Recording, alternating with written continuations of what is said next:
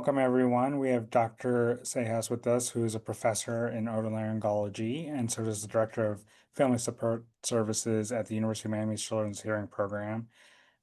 She earned her Ph.D. in clinical psychology from Nova Southeastern University and is going to give us a wonderful talk about um, really some other aspects of the cochlear implant program. All right. Well, thank you so much for this invitation and good morning to everybody. If you don't already know me, by the end, I will have you, I promise, awake. And so it's because my passion and my dedication to this population really will come through the screen for you guys. But I love talking to, physicians and fellows and residents and everybody in this space because you guys have a really big impact. Your voice is really impactful for these families across the hearing loss journey. So I'm going to be talking about how you guys could be looking at the whole child and the whole family, and then really kind of targeting the vital role of psychology in pediatric hearing loss treatment.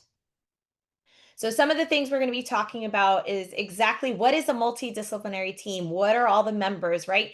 That as you kind of come into your careers, as you're in practice, what is that ideal multidisciplinary team look like and what could be everybody's role on the team? And then dedicating some time to talking about the psychological as well as the emotional impacts that does come sometimes, right, with pediatric hearing loss. And this might come at different stages, which we'll talk about. Sometimes just the child, but sometimes it's just the family as well, and we can't forget about them. So multidisciplinary team, there's a lot of literature out there. This is not going to be surprising to you, right? That there's data to support that there's improved outcomes, higher patient satisfaction, and it provides the opportunity to address some unique concerns. But to me, this is a very simplified, right? Three, bullet points. And the reality is that the importance of a multidisciplinary team is so much more than just this. So I wanted to spend some time, really talking about these different areas of why is this really important. So the first piece, right, is this comprehensive care model that we really should all be striving for. And this is our opportunity to integrate, individuals like yourselves, right, that are part of the medical team or the medical providers, your audiologists, your speech and language pathologists. But oftentimes, right, we forget about the next two, which is the educational piece, the psychosocial expertise that can be used to really address the whole child and really target their overall development that we know is going to be instrumental in terms of their progress over time.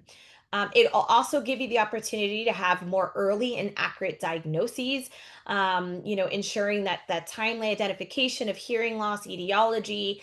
It'll help you guide management, not just because of the hearing loss, but because we know that a lot of our kids also may have other syndromes, other learning, other emotional kind of disorders that if we don't have the team to basically support those areas early, we also might not be allowing them to kind of develop to their optimal level.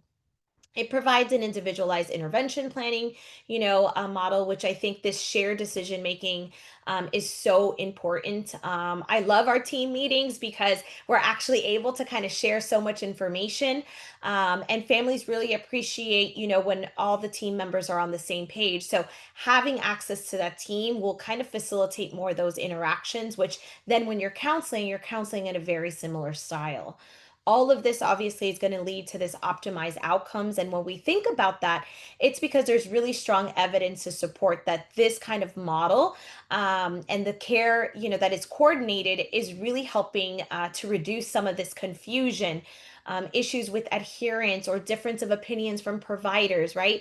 It is this family centered care approach that really is going to help with your treatment adherence as well as therapy options. So it really can be extremely impactful.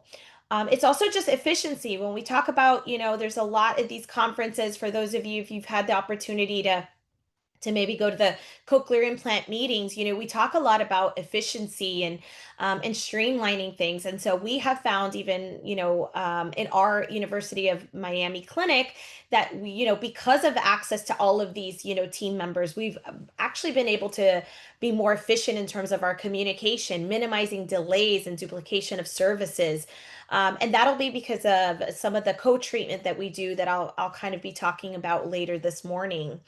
The psychosocial and emotional impact, that's why I'm here today, and I'll kind of be sharing some of that and how we've actually been able to grow our family support team.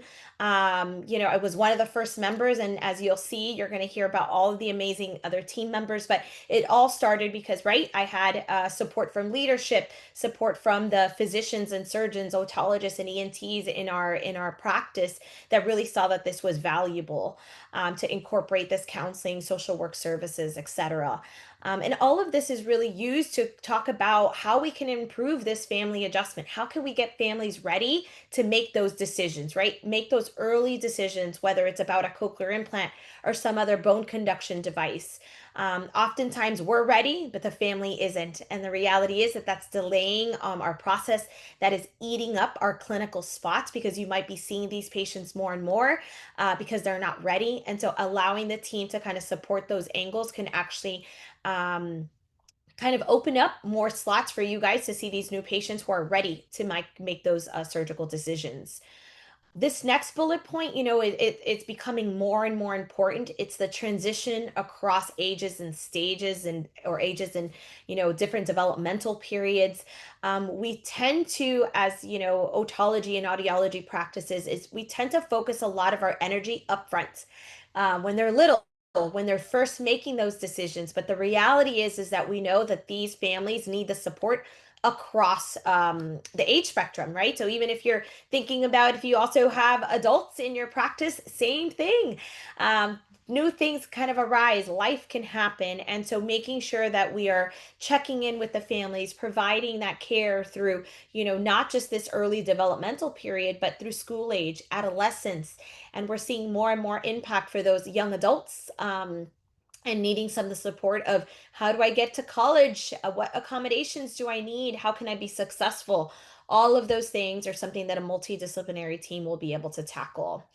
And then, of course, training and knowledge sharing. This is exactly what we're doing, right? So you guys, as the fellows, the otologists, the medical providers invited someone like me, right? A psychologist, to kind of talk about what are these other areas, a different perspective of what we should be doing in terms of counseling and support for these families. And so we need to be doing more and more of that. And so multidisciplinary team members can definitely facilitate that portion.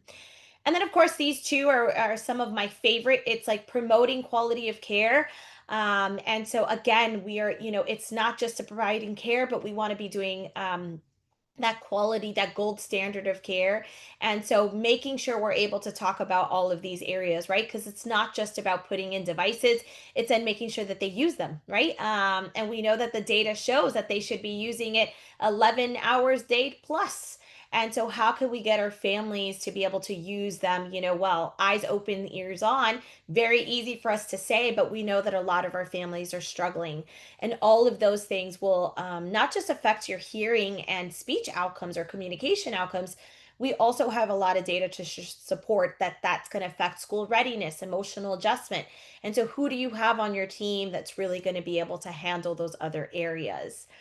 And then the last bullet, right? It's, supporting research, innovation, data driven, a lot more of NIH studies, industry, foundation grants are really emphasizing the importance of team science. And so if you don't have a team that can have all of these other angles, then really, you're not fostering that collaboration across the specialties. And you might, not be really providing your best opportunities to contribute to translational research and quality improvement and development of evidence-based interventions. And so, this importance of a multidisciplinary team, while we usually say it in those first three bullets, as you could see, really has an impact across all of these other areas. So, what is a team? What is a multidisciplinary team? And anybody who has met me before, you'll probably hear me say this, is most of the teams, right, we say, oh, I have a multidisciplinary team, but that tends to be primarily audiology, speech, and then the medical side, right? ENT or otology. But my question is always like, is that enough? And can clinics be doing better, right? Because that is not the definition of a multidisciplinary team.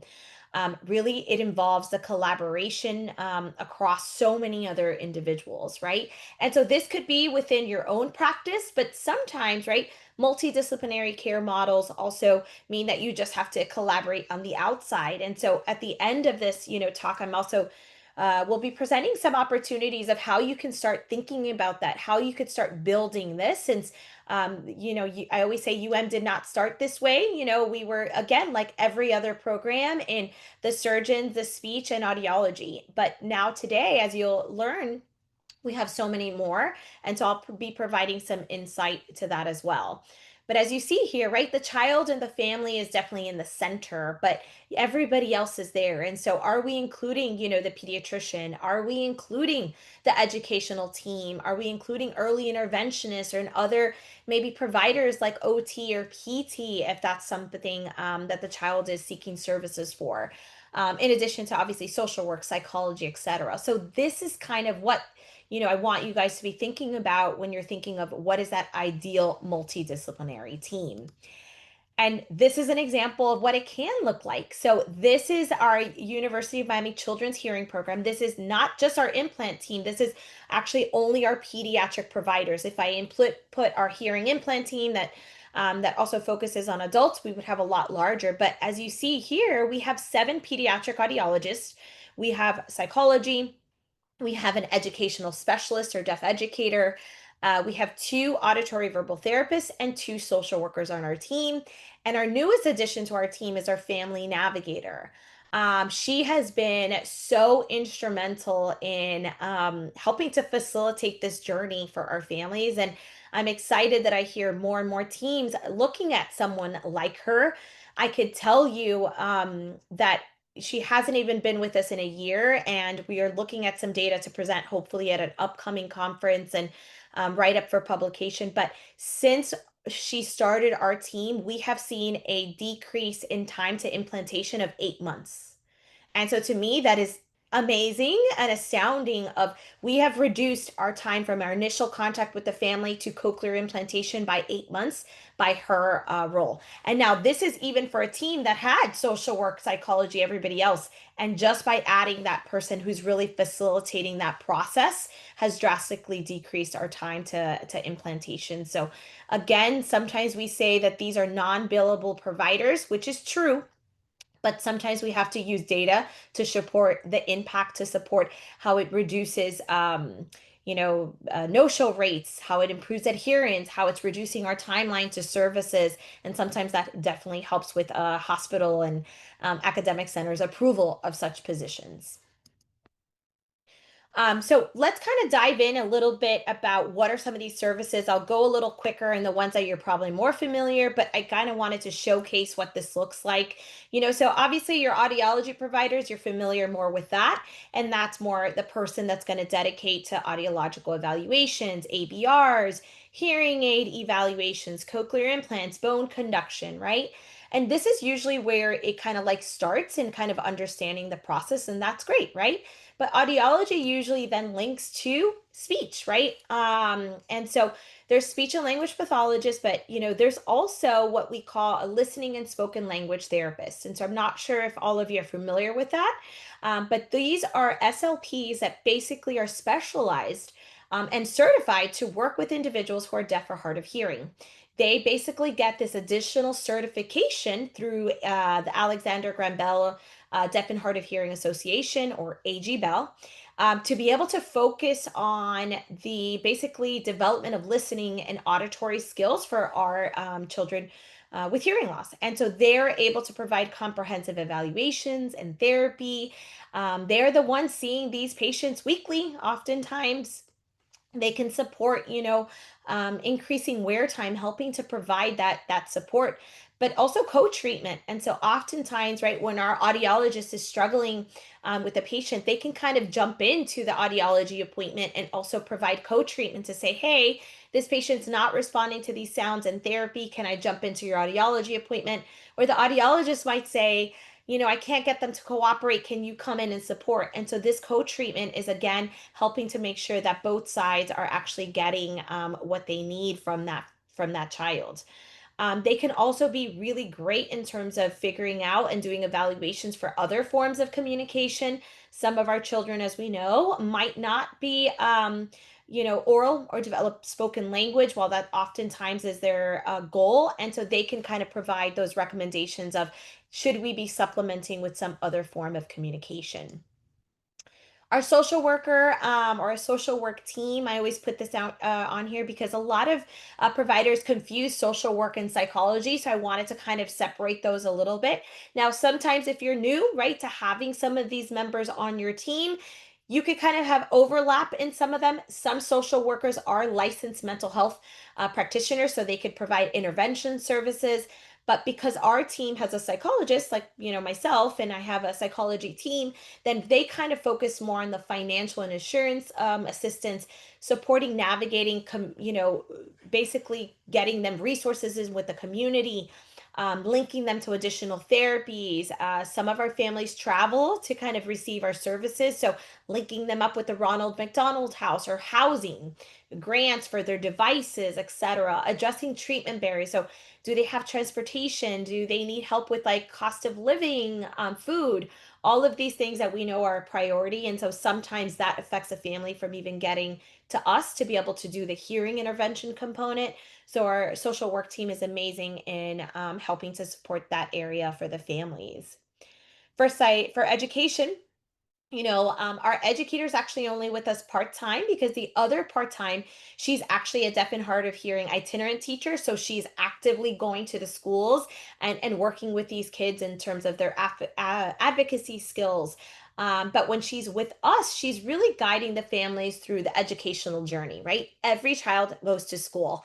And so all parents kind of need this help in understanding their choices and their options, navigating the IEP or 504 process, right? We always say your child, even if they're doing well, they should have an IEP. That's an individualized education plan. The schools need to know, even if they're mainstream, which a lot and majority of our kids are mainstream, they need to have access to these accommodations. And so that kind of also brings me to the point of, because our kids are mainstream, some of our kids are going to private school. And so they might have never had a child with a cochlear implant. And so she's able to go to the school, do a training for the teacher, the administration in terms of what are the needs of the child or what should they be expecting? What are some individual things that maybe the school might not be aware of in terms of their cochlear implant or, their bone conduction device management. And so she's really the person who's bridging that gap between the clinic and the school. So she, I would say, is probably the most highly sought out position of part of our team and is kept very, very busy from the early intervention standpoint all through high school. And then psychology, this is obviously like a brief because I'm going to go into this a little bit more in depth, but my role is really to kind of provide that family individual support and counseling. I meet with all cochlear implant patients. I'm actually the one who does counseling in terms of realistic expectations for what they can expect with their CI. The psychoeducational evaluation. So sometimes we are concerned about other neurodevelopmental disorders like autism. Sometimes we're concerned about other learning disabilities or ADHD. And so I'm able to conduct those evaluations, taking into a consideration their hearing loss and or their hearing age, and provide guidance of whether or not there is an additional diagnosis or disability that we need to add to this child's treatment. And so that has really been really helpful for families in kind of getting them into the right school placements as well. Behavioral interventions, so how to deal with adherence devices when kids are not wearing them. And then mental health support and counseling, which I'll share some data in terms of our mental health screener that we implemented in our practice and what data we saw from that. And why it's important to be asking these things, because sometimes even our best patients or our patients who are doing really well from an auditory or language standpoint still might need assistance in some of these other areas. And so this kind of leads to the point of, hearing loss isn't just hearing loss. We always think about the ears first, but the reality is that there's all of these other areas that we need to be considering. That then, I always say these CIs are like a tool, but if you don't use that tool appropriately, you're not going to get the optimal outcomes. And so we need to be thinking about these other areas. And another way to kind of view this, I like to show this slide, right, in terms of this interdisciplinary kind of model, is that, there's things that we see and that we are really good as otology and audiology practices. Oops. There's things that we see, right? And that is communication. That's the hearing loss, and that's language. That is something that pretty much all of these practices are doing really well. But that's only the part that we see. There is this whole other part of the iceberg, right? The part underneath the water that we also know impacts outcomes that we are not systematically addressing or even asking about. And so some of those examples are, the parenting stress that's associated with receiving a diagnosis. Some of it is the lack of appropriate social skills in our children.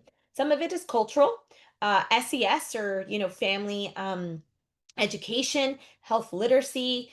Some of it's mental health. Some of it is that parental sensitivity of how that parent is engaging with the child.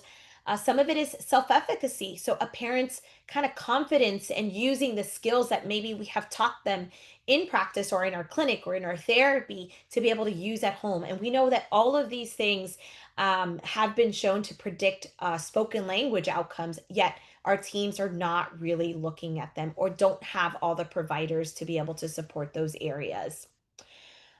All of that kind of leads to the point of, there is a lot of increased risk. It doesn't mean that all your patients are might have these difficulties, but the reality is that with a hearing loss diagnosis, we know that there are potential delays in language communication.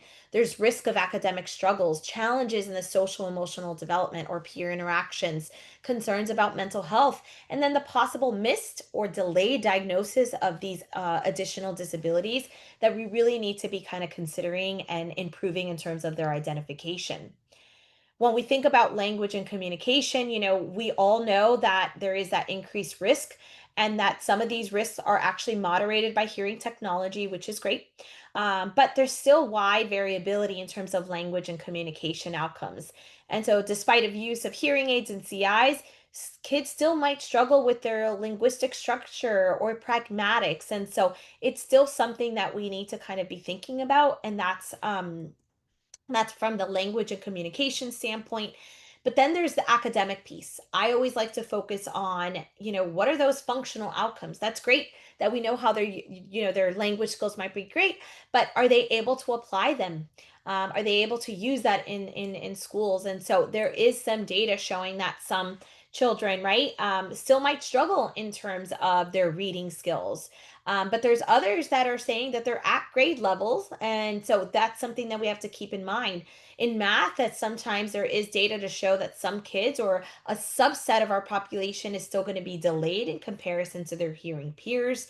Executive functioning, which I kind of view as the conductor of our brain, is the part of our brain that really kind of helps to plan and execute, break down things. It's our working memory, it's our processing speed. We see that a lot of our kids are struggling. And so while they might have normal IQ, they might be doing great in terms of their language. Maybe they don't have their executive functioning skills at a level that's really going to help them to keep up and be able to kind of go to college, etc. So these are things that if we identify early, we could be teaching them skills to do better. Social skills. And so I'm sure some of you, right, have other providers that you're going to run into and saying, we're a little bit concerned about their social functioning. And there is data to show that some of them, some of our kiddos are still, despite having appropriate language skills, still might have lower social competence. Delayed pragmatic skills, be at risk for being excluded by peers. Now, in general, when their language skills are more where they need to be or average or above average, this tends to improve. So just want to point that out that the hearing as well as their language definitely does predict their social skills. So that's where we can intervene. But there's still some kids that need this additional support. So definitely still the early identification of hearing as well as the appropriate language skills is predictive of a lot of these areas. But we're still seeing subsets of children that still struggle and need this additional support. In behavior, same thing. As a whole, we see that there's a higher rate of externalizing behavior problems. And these are things like the distractibility, impulsivity, a lot of things that we think about when we think about ADHD or attention deficit hyperactivity disorder. These are things that we see as a whole, our children, again, are struggling. And so if your child can't sit down, if they're having struggles, with attention, I always say, how are they able to kind of really use what's going on in the classroom? Or are they using all the therapy right from their SLP if they're not able to focus or kind of participate? And so sometimes we have to intervene from the behavioral standpoint because we can't also get maybe an appropriate boot test, right? The audiologist saying, I'm not quite sure what they're hearing because they're not participating. And so some of these areas is where really the multidisciplinary team can really make a big impact. Anxiety and depression is something, I think more and more is being discussed. And, this is more of the data, but I'll show you kind of our mental health screener later on. But, we're seeing that 25 to 38% of children with hearing loss are reporting not just those externalizing that we talked about in the previous slide, but internalizing. These are things like sadness, worry, social withdrawal. There are things that are harder to identify because they're not disruptive from a school standpoint. They might not affect you in terms of your audiologist being able to kind of get the testing that they need. And so they tend to be a little bit of the hidden kind of symptoms. But, this is data actually from our clinic that we saw that adolescents, between the ages of 12 to 18 with hearing loss, 25% of them scored above the clinical cutoff in terms of anxiety or depression. And if we include the at-risk kind of the at-risk kiddos where they're kind of in that borderline, it was almost nearly half of them. And so I always say the ones that, yes, they were above the clinical cutoff, those are ones that we needed to intervene right away. But the ones that I really wanted to start working with are those that are at risk because I'm able to kind of teach them appropriate coping skills before it actually becomes a problem. And so again, this kind of shows what we have learned from a hearing standpoint of earlier is better. The same thing is true when we talk about their emotional functioning. And then, we kind of talk about this, I feel like a lot in meetings, but sometimes we forget to kind of just, see this truly the big impact is that the majority of kids we're seeing nowadays is not just hearing loss. 40 to 60% have an additional diagnosis. And so, I'm definitely excited that a lot of you are like the fellows, this, trainees, is that you need to keep this in mind because this affects outcomes, right? And so we have to be careful of how we're counseling some of these families because they might have something else that's going to affect them from utilizing their technology like we would expect maybe somebody who's developing on the normal kind of continuum.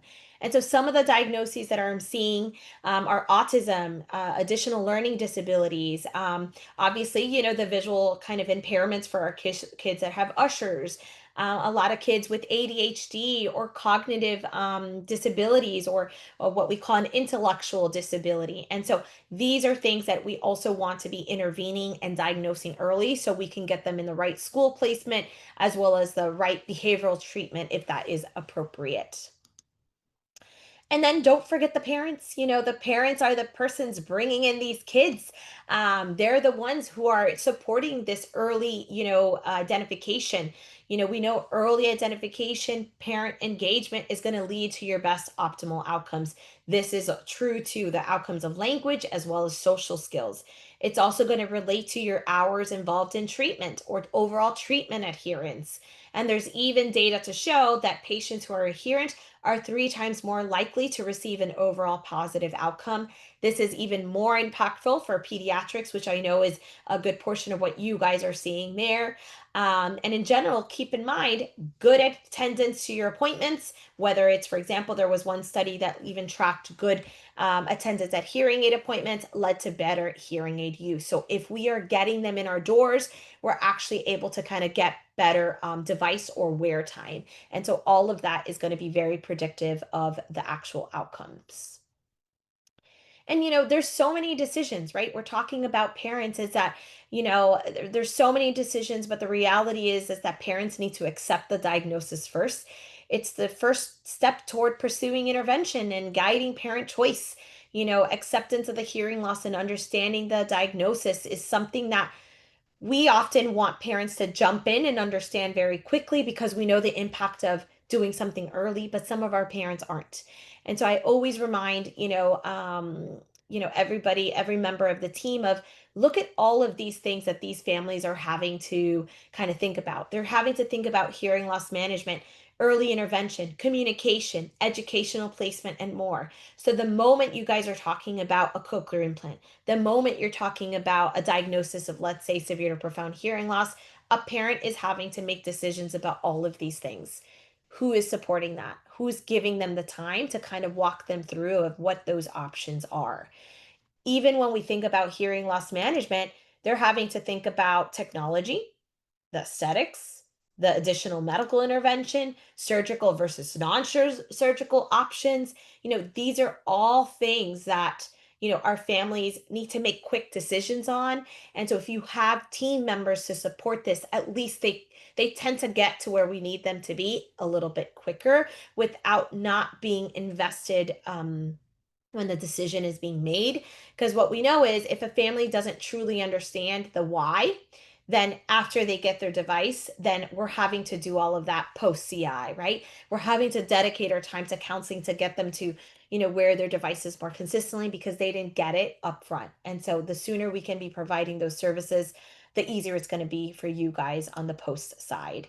And this kind of talks about, again, it all kind of circles back to treating the whole child, right? And so, talking about, the impact on emotion, language, behavior, social skills, cognition, all of these other areas. And so, my framework and how we have talked about it as a team is let's make sure we're not forgetting about all of these additional bubbles, because if we do, it's going to come back to us and we're going to have to be reactive rather than being proactive and seeing if there's something going on in these different areas that maybe we could be of assistance with. So let's, talk about, right, like understanding like me, what am I doing? What, how have I integrated, my expertise into, right, our ear institute and our implant team.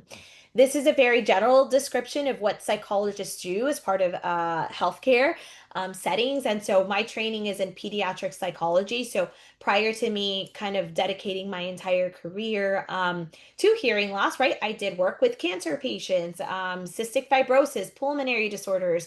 And so there's a lot of pediatric psychologists that might have an interest and have a skill set to do the dedication with hearing loss, but it is something where psychologists don't necessarily get direct training on during our coursework.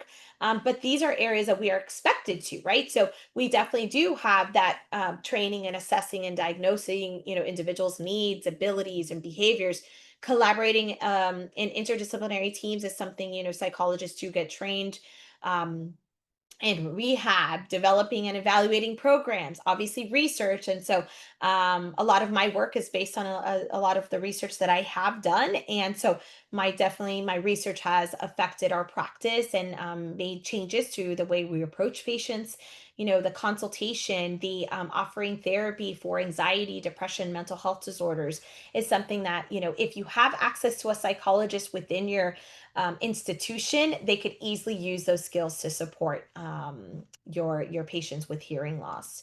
Now, what do I do as a psychologist as part of a hearing implant team and the children's hearing program? Well, I kind of view my work in these four different areas. And so a lot of the behavioral and emotional concerns, right? So working with device retention or non-compliance, attention and concentration, emotional regulation, helping with social skills or peer interactions. Some of this is done through co-treating with my audiology colleagues. Some of them it's pushing in with my ENT or otology colleagues to kind of help more on the surgical counseling.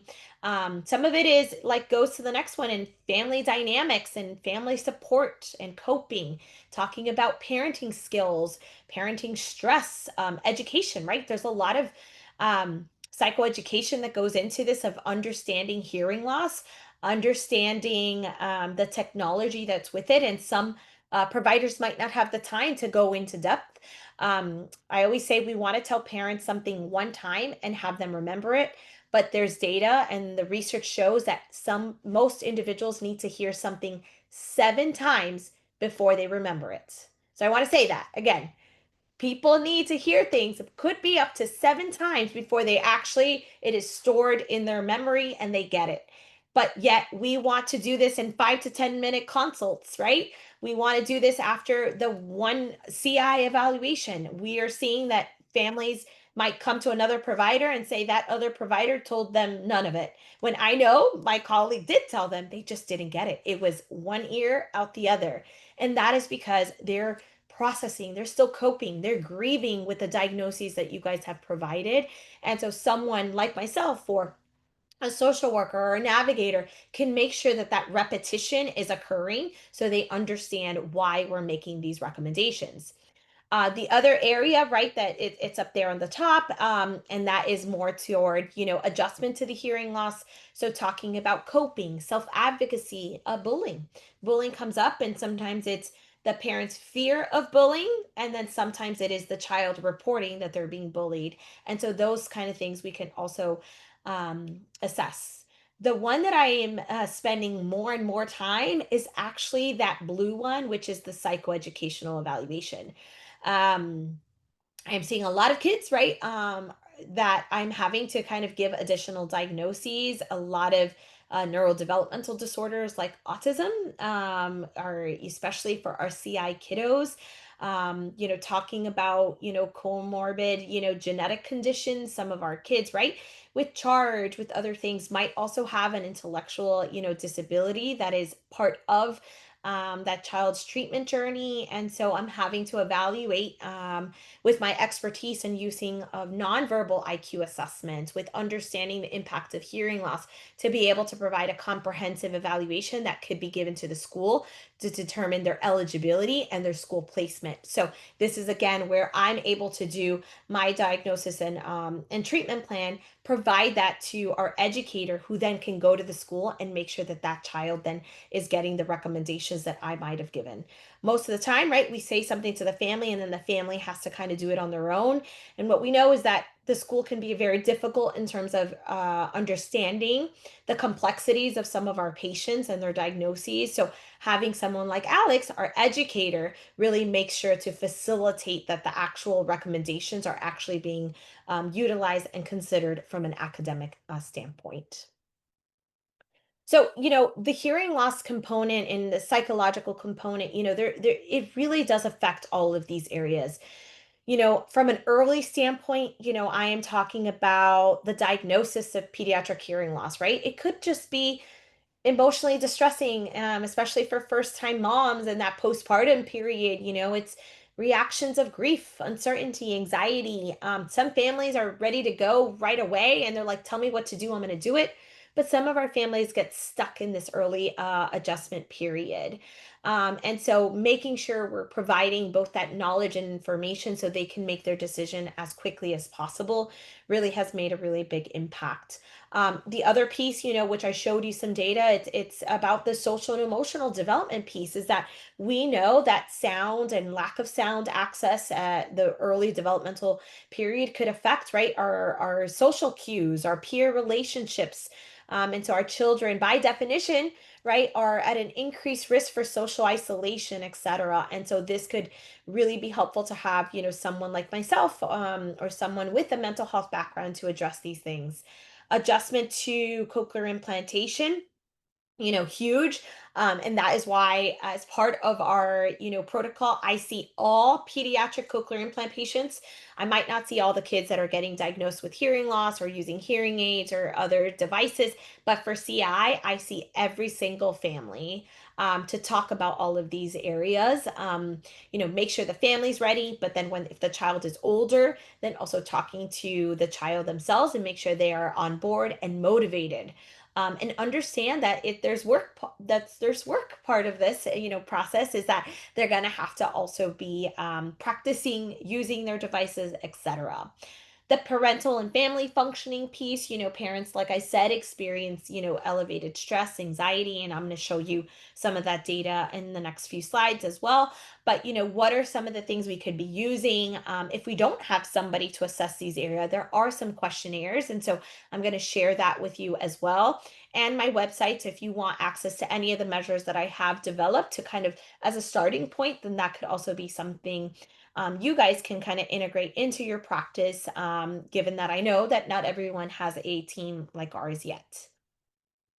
The realistic expectations, I talked about that. And so, specifically for the CI, we know that sometimes there's a mismatch between expectations and performance, and that can lead to frustration from the families. If a child is aided, receives intervention, some parents have the expectation that they're going to function just like peers, their normal hearing peers. And sometimes, while the majority of the time that may happen, sometimes that's not happening. And so we need to be able to provide that support and figure out what's going on. Is it that we need to provide more intensive intervention, or is it something else? The prior to CI, like I said, it's like I want to make sure that they understand the frequency and intensity of services that are needed to obtain the full benefit. Talking about that it's not normal hearing, right? And so there are some additional things that we need to kind of be doing, and the importance of that consistent device use. The outcomes, if there's children have additional diagnoses or disabilities, and that's something I definitely talk about it. And so I always say, if the child has other developmental delays, I say, well, given that so and so, right, we're seeing delays in their motor development or their other areas, then we are going to expect that same trajectory from their hearing journey. And so, again, that is giving that family the peace of mind. But then I follow that up with, if we want this to be better, this is why I need you to be consistent with your therapy. Let's make sure they're wearing it, because we already know that they're going to be delayed or potentially delayed in terms of how they're going to use their technology. So let's do everything in our power to help get them where they need to be as quick as possible. And then, of course, it's providing the information that families might not want to hear, but in a sensitive manner. Sometimes we're having to counsel on things when things are not going well, right? And so if there was a device failure, if there was something that's not going the way we thought it would, I'm also able to be there to kind of provide support, not just to our parents, but also to the team of how can we be, sharing this news or bad news, right? Sometimes that comes with our field to these family in the best way possible. Parenting stress, I did mention that I was going to say a little bit more on that. And so I wanted to kind of give you guys some references on the data, to show that, yeah, not only are our patients dealing with it, our families are experiencing stress. Oftentimes, this is as a result of their delayed language. And this is where that model at the beginning I was showing you guys is that all of these things are related. So, higher parenting stress is related to poor social and emotional development. You're going to have more behavior problems if you have worse language skills, right? Which is then going to increase your parenting stress. In the pandemic, which we did some work in that area, we saw the huge impact in our own family and our own families, in our clinic, and that it was the pandemic negatively impacted our parent mental health and the parental distress, and all of that was also affecting our child's or our patients' mental health. And so all of these things are truly related. Um, I've done some work and developed a parenting stress measure for cochlear implant recipients, and there's an early childhood version as well as a school age version. But what I wanted to show you is, despite our access to providers like this, these are the stressors that our parents are reporting. And so I always like to show them, because you can kind of see there is some overlap between the early period and the school age period, such as education is a key area, reaction of others, managing the CI. And so those are things that are both still an issue early on, but later in the school age period as well. But then there's things that might change, right? So early on, parents might just worry about the family dynamic piece, the child's future, right? So parents are hearing this diagnosis and stress about what that might mean later on. But then when they're in the school age period, parents are like, how is my child going to play sports? How are they going to go and have play dates and feel comfortable in those? So kind of shows, what areas we might be able to support our families in. And so we've developed a brief questionnaire that parents could fill out. So to identify those families that might need some additional counseling in these areas. And so this is just more like a screenshot. I'm happy to share the slides as well and email them. So that way you guys have access to the measures, etc. But you'll also have my email and my webpage so that you guys can access that more easily. The screener, I wanted to mention this as well. And so this was something that we decided actually one of my psychology residents was interested in, and we implemented it, and it has since stayed as part of our practice. And so what we did is that we implemented this brief screener, which is the PHQ-8, so only 8 questions, and that assesses for depressive symptoms, and the GAD-7, which is again 7 items, but just looks at more anxiety. This is actually something the PHQA is actually something that's recommended as an annual screener for individuals 12 and up, according to the American Academy of Pediatrics. And so that is something that, other, pediatrician offices are supposed to be doing. Again, doesn't mean everybody is, but allows that comfort to kind of show that our patients are coming to us more frequently. And so we decided to implement both of these. We have it on an iPad, so we kind of input them into Qualtrics, and so that way it could score the items right there after the family fills it out or the child fills it out. So 12 and older. And so if anything scores above a 10 on either the PHQ or the GAD, then we kind of know that that might warrant an additional referral. Initially, I would say the team was really worried about doing this, especially my audiology colleagues. They were concerned patients weren't going to want to fill it out.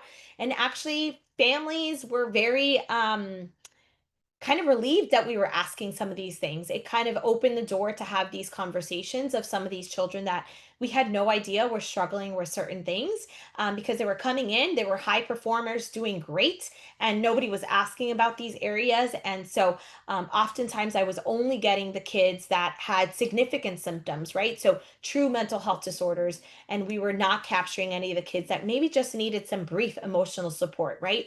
And so wouldn't warrant a mental health diagnosis, but again, still kind of showed that they needed some help. And that if they didn't get help, it could lead to an actual diagnosis in the future. And then, the community piece, I wanted to kind of end with this piece because it is something that our family support team does. It is something that myself, as the director of the family support team, really just it's the happiness, that we see in these families is huge. It provides an opportunity to engage our families to kind of know what we should be doing better. But it's also giving them the opportunity to meet other families like themselves. It increases awareness and inclusion. It's the model of family-centered care. And so we might do Halloween events, which actually we have one this upcoming Sunday. We, take our kids to a baseball park, and it talks about educating not only the baseball stadium of some specific needs, but it gives our kids an opportunity to just be around one another, because so many of our kids are in schools by themselves. And so it allows them not just, to connect maybe with their hearing peers, but also their peers that might have hearing devices as well. So the last piece, as I promised, was building your team, right? So this is great, and you're probably all thinking, like, wow, that sounds all amazing. I wish I had it. But the reality is, there's different models of this. We did not start this way. Our social workers, for example, was something I pitched first, to our wonderful chairman, Dr. Fred Talishi, who was open to all of our crazy ideas. And so at first, it's hard, right? Because there's a financial piece of this. So It was something where we shared our social worker with the pediatrics department, right? Then, and it was more of a consultation. After I was able to capture data on how that was improving no-show rates, and etc., we were able to kind of move her from the consultation to part-time to then now being full-time. And now we have two, right? I actually was somebody who started in the networking stage. I was an eager trainee and postdoc that was knocking on doors, right?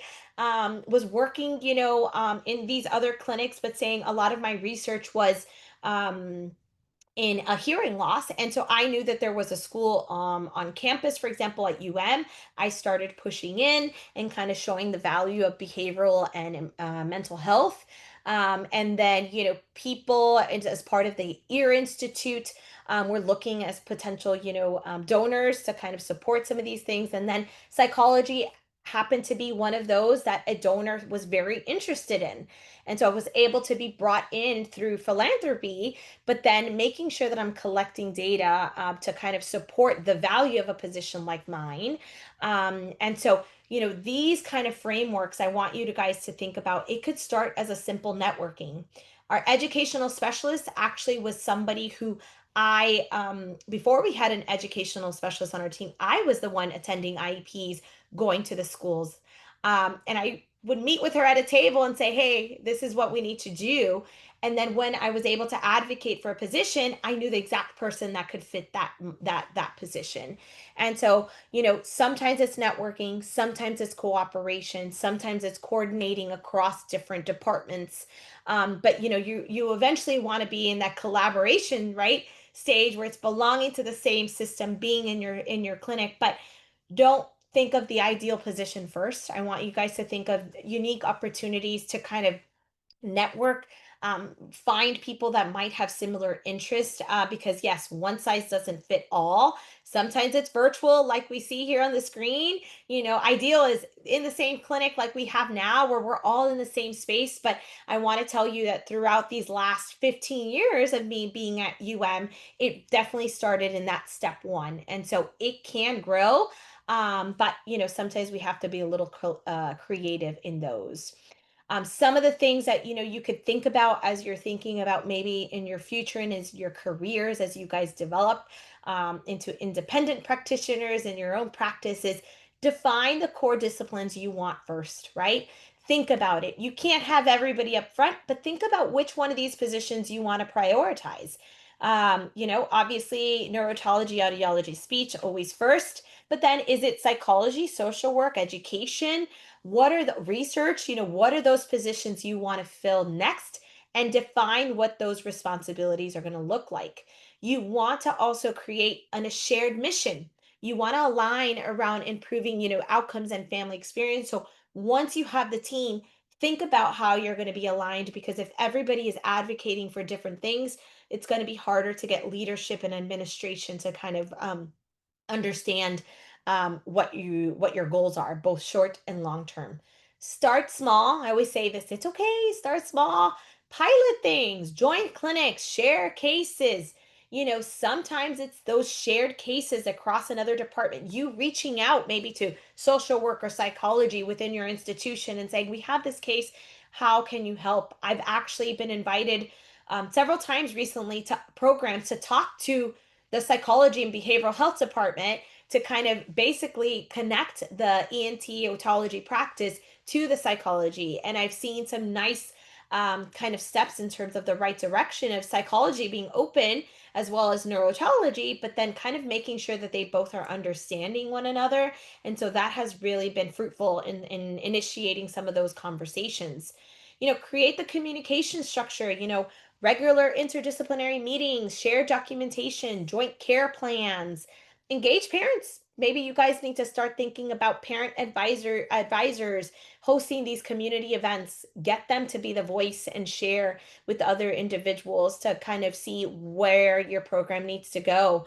And then, leverage networks, partner with institutional cores, NIDCD programs, national consortiums, different things, get ideas. Sometimes there are ways to kind of support some of these practice models grants out there that can kind of help you in starting something like this off. Again, it might be a small portion of it, but like I mentioned, it's starting small is really going to make that impact and into eventually kind of building this comprehensive interdisciplinary team. So with that, thank you. This is my email. This is also my lab page, so that has access to, if you want my cochlear implant, parenting stress measure, if you want my quality of life, which I didn't get to talk about today because I could talk hours on any one of these subjects, quality of life measures for CI, intervention models, etc. You can visit my page. And so with that, I will pause.